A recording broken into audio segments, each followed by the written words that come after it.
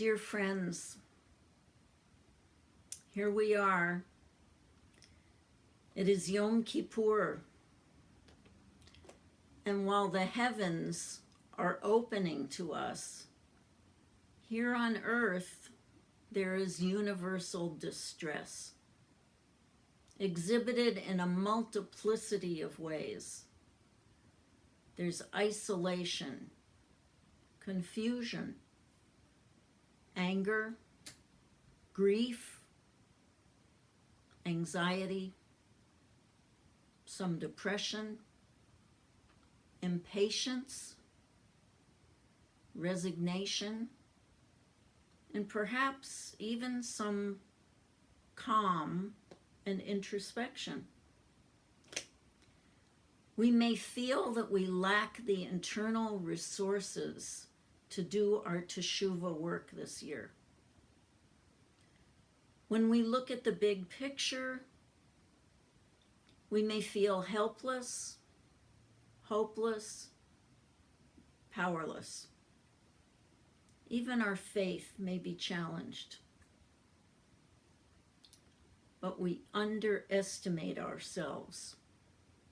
We are not powerless.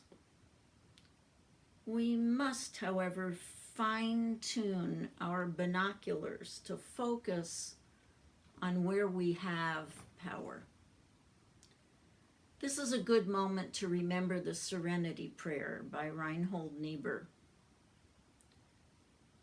God, grant me the serenity to accept the things I cannot change,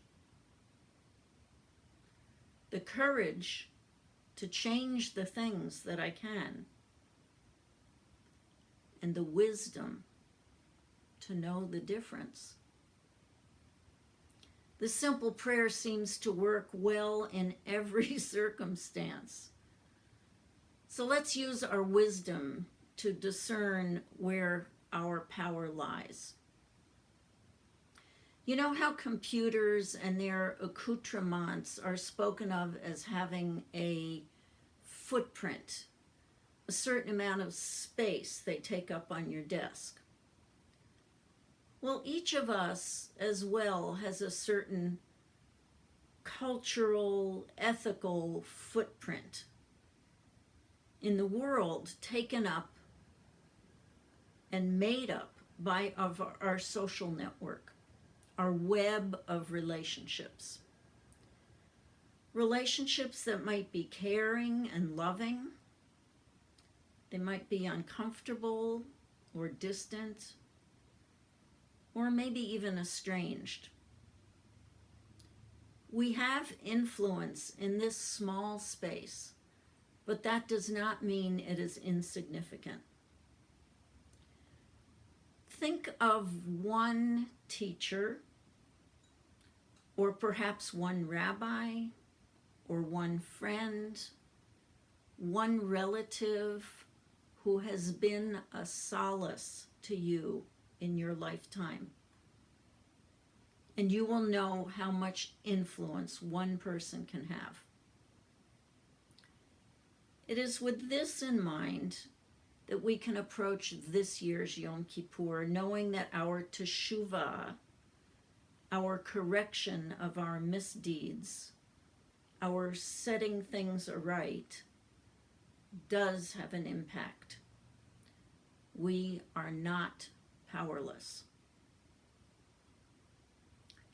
I learned somewhere that as we age in life, our sins become more those of omission rather than commission. So it's not so much that we engage in hurtful activities, but that we don't engage in enough tzedakah. And by tzedakah, I mean doing the right thing. Proactively going out of our way to do the right thing. Things that might add light to the world.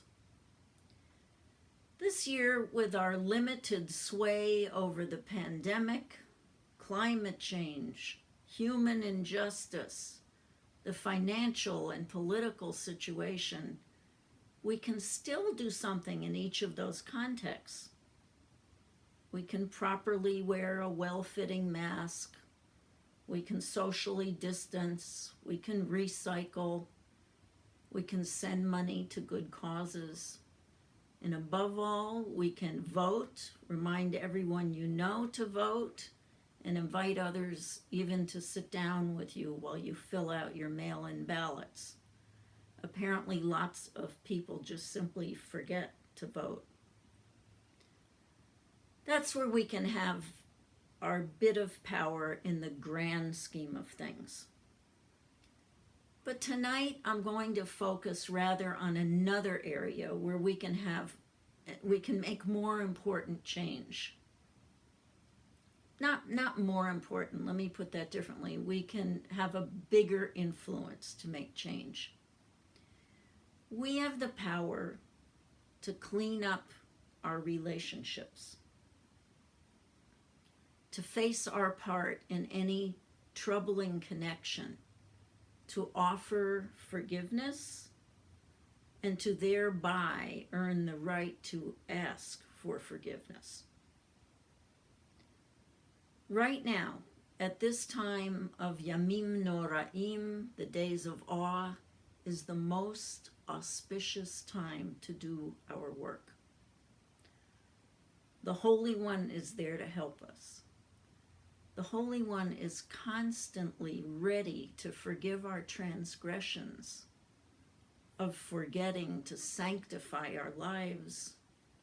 If we can say out loud what we've done, if we make a plan to amend what we need to do, if we work on that plan, okay, that's a lot of ifs, but it's a fair ask. Believe it or not, God is very willing to forgive us in that case. But believe it or not, God is powerless to right our missteps with other people. God is totally hands off in that case. Only we have the capacity. And let me tell you, it is mighty powerful. Failure to heal relationships can break families apart, destroy marriages, ruin friendships, and even divide whole communities. Perhaps you know of a situation in your own family where some branches do not speak to another due to an insult or a betrayal that happened several generations ago.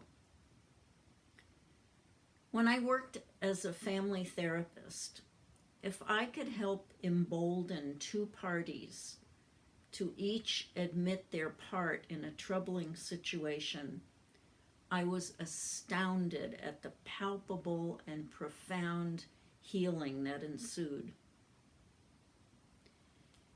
If you want to feel powerful, try it. But I warn you, it's not for sissies. It takes courage to face one's self as quite less than stellar, and yet, at the same time, okay. A human who may have, for any number of reasons, made some serious and hurtful missteps. Tefillah, a prayer asking for God's help, will help us take this step of courage. It might be that another person is not ready to make amends with you, but you will have done the right thing reaching out. According to our tradition, after 3 tries of offering and asking for forgiveness, the onus of the sin shifts to the other person. You see, this season is also trying to teach us to love ourselves as God might love us, with forgiveness and generosity, if we do our work in making amends. The goal is not extended self-flagellation nor self-punishment or deprivation. just a little bit. Just fasting for one day. Extended self-hurt is just an excuse not to do the work. I give you a small example from my own life. Many years ago, my husband and I were living with his father, who was very ill with lung cancer. And my husband's sister came over, my sister-in-law, and she was quite distressed that the kitchen floor was not swept. And he did have a lung disease. And she kind of chewed me out, and when she left, I was feeling all kinds of guilty. I was a bad daughter-in-law and a poor housekeeper and a this and a that. And then the next day I thought, well, I could feel all that guilt, or I could sweep the floor. A much better choice. So I swept the floor and gave up the guilt. So you can see that guilt can sometimes just be an excuse for not doing the work. Self-punishment is not the goal on Yom Kippur.